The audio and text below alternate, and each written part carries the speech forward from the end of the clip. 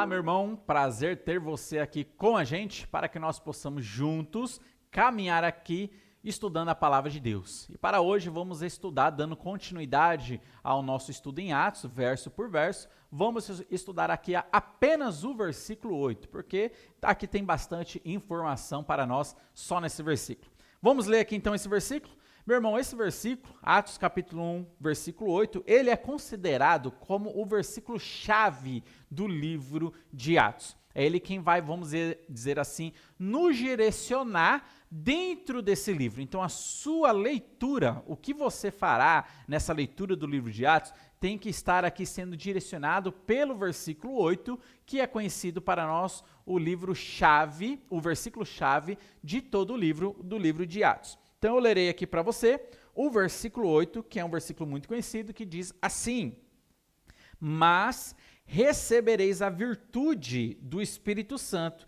que há de vir sobre vós, e semeeis testemunhas, tanto em Jerusalém, como em toda a Judeia e Samaria, e até os confins da terra.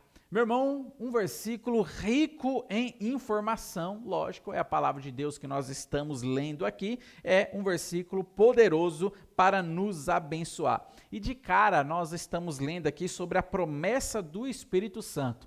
Jesus Cristo, enquanto estava aqui na terra após a sua ressurreição, nos 40 dias que ele ficou ainda aqui, ele começou a ensinar várias coisas para os discípulos concernentes ao reino de Deus. E dentro dessas coisas, ele fez uma lembrança daquilo que ele já tinha ensinado antes da sua morte, lá em João capítulo 14, 15, 16, falando sobre a vinda do Consolador, falando sobre a vinda do Espírito Santo, que é necessário que Jesus suba para que o Espírito Santo venha e comece dessa maneira uma nova era, uma nova dispensação, que a gente conhece como a dispensação da igreja ou dispensação da graça. E aqui nós vemos a promessa do Espírito Santo sendo dada para nós.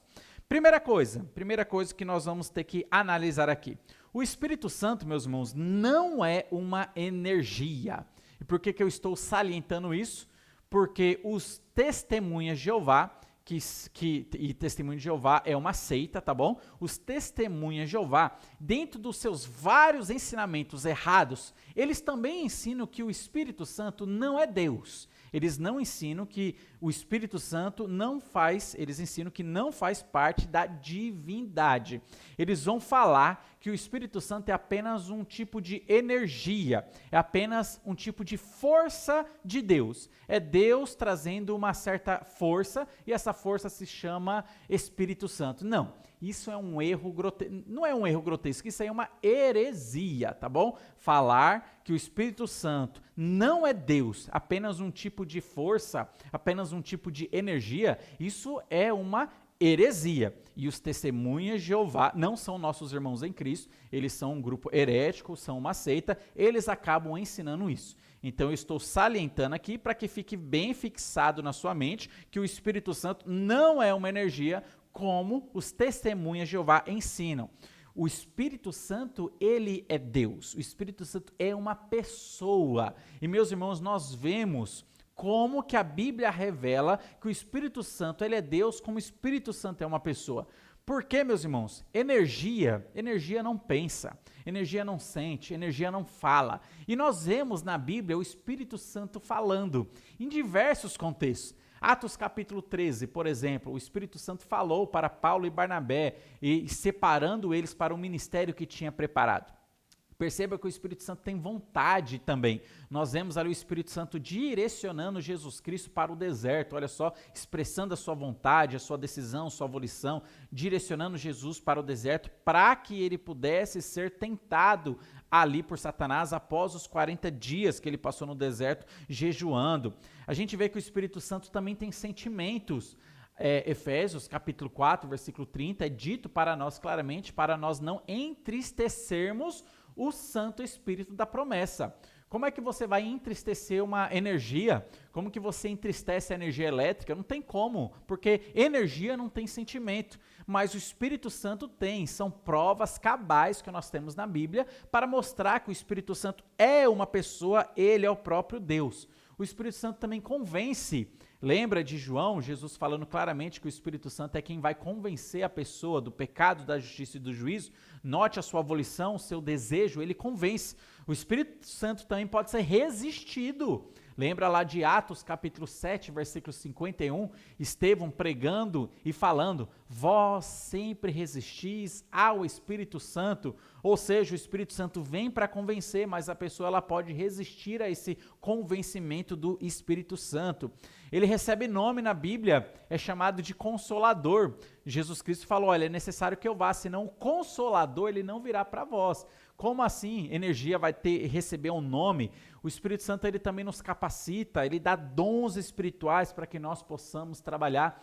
Note que a Bíblia fala claramente que o Espírito Santo ele é Deus, ele é o próprio Deus. Ele faz parte daquela trindade que nós aprendemos, Pai, Filho e Espírito Santo, um só Deus, mas que se manifesta em três pessoas diferentes, sendo Deus ali também. Não são três deuses, mas o Espírito Santo é Deus, Jesus é Deus, o Pai é Deus, mas um só Deus convergido ali. Então nós vemos ali a doutrina da Trindade sendo ensinado claramente e o Espírito Santo faz parte disso. Então nós não podemos abraçar essa ideia errada, essa heresia dos testemunhos de Jeová ou de grupos unicistas, né, que vão excluir ali o Espírito Santo do escopo da divindade. Isso é, além de um erro, é uma grande heresia.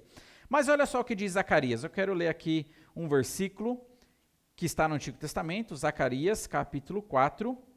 Eu lerei aqui o versículo 6. Zacarias, capítulo 4, versículo 6, diz assim: E respondeu e me falou, dizendo: Esta é a palavra do Senhor a Zorobabel, dizendo: Não por força, nem por violência, mas pelo meu Espírito, diz o Senhor dos Exércitos. Meus irmãos, nós vemos desde o Antigo Testamento ao Novo Testamento mostrando a pessoalidade do Espírito Santo. Ele não é uma força, não é uma energia, como os testemunhos de Jeová tentam reduzir o Espírito Santo a isso. Mas não, nós vemos que é uma pessoa, é o próprio Deus. Voltando para Atos capítulo 1, versículo 8, o nosso texto base, além do ensino e da profecia e da promessa da vinda do Espírito Santo que aconteceria para inaugurar uma nova era, para inaugurar uma nova dispensação, nós somos também aqui, meus irmãos, nesse versículo, convocados para sermos testemunhas do nosso Senhor. E recebereis poder ao descer sobre vós o Espírito Santo e ser-me-eis minhas testemunhas. Nós somos chamados para testemunhar. Não apenas os 12, não apenas os discípulos que estavam acompanhando Jesus, mas todo crente é uma testemunha de Jesus Cristo. E nós, meus irmãos, temos que ser testemunhas fiéis de Jesus Cristo. Onde estivermos, testemunhar a respeito de Jesus, falar a respeito da sua morte, da sua ressurreição, falar a respeito da salvação que há somente em Cristo Jesus. Foi isso que os discípulos fizeram e é isso que nós também devemos fazer, sermos testemunhas de Jesus Cristo falando do seu nome e da sua salvação para todas as pessoas. Mas por que eu disse que esse versículo também é o versículo-chave? E aqui eu quero esclarecer para você. Porque, meus irmãos, nesse versículo diz assim, eu quero ler mais uma vez. Mas recebereis a virtude do Espírito Santo, que há de vir sobre vós, e ser-me-eis testemunhas tanto em Jerusalém, como em toda a Judéia e Samaria, e até aos confins da terra. Aqui, meus irmãos, nós temos uma divisão clara. Quando nós vamos ler o livro todo, você vai seguir essa divisão. O evangelho em Jerusalém, depois o evangelho sendo pregado na Judéia e Samaria, e por fim o evangelho chegando aos confins da terra. E é essa sequência que Lucas ele acaba escrevendo o seu livro, sendo direcionado nessa visão. Primeiro o evangelho em Jerusalém, depois o evangelho partindo para a Judéia e Samaria, e depois o evangelho agora sendo direcionado para os confins da terra. Então, grave aí na sua Bíblia ou na sua mente, caso você tenha facilidade, essa divisão. O Evangelho em Jerusalém está do capítulo 1 ao capítulo 7. Grave aí. Do capítulo 1 ao capítulo 7, o Evangelho está sendo pregado em Jerusalém. Do capítulo 8 de Atos ao capítulo 12, o evangelho agora está sendo pregado na Judeia e Samaria. Não apenas só em Jerusalém, mas agora Judeia e Samaria. E do capítulo 13 até o final, capítulo 28, o evangelho agora ele chega aos confins da terra. Sai daqui, vamos dizer aqui do Oriente Médio, e vai alcançando novos horizontes. Daí nós vemos aí o evangelho chegando também na Europa, o evangelho se estendendo grandemente através das viagens missionárias de Paulo. Então grave aí, você gravou? Do capítulo 1 ao capítulo 7, o evangelho está em Jerusalém. Do capítulo 8, que é quando começa aquela perseguição que Saulo ele levanta contra os cristãos, eles saem espalhados de Jerusalém. Então, do capítulo 8 ao capítulo 12, o evangelho agora chega na Judeia e Samaria. E do capítulo 13 em diante, até o 28, o evangelho agora ele chega aos confins da terra. Então, por isso que este versículo, Atos 1, 8, é considerado o versículo-chave, porque é ele quem dá direção para o restante do livro, para que você possa ler e compreender através dos óculos que esse versículo vai oferecer para nós. Então, é nessa geografia, nesse campo que você vai estar andando, sendo direcionado aqui pelo versículo 8, tá bom?